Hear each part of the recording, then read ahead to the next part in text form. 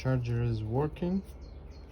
It is light green, and we see here it is 21 voltage. It's okay, and it light green. And then we're trying to charge the first battery, and it light green too. And we taking the voltage of the battery, and it is 0 and a little bit more. And we taking the other battery,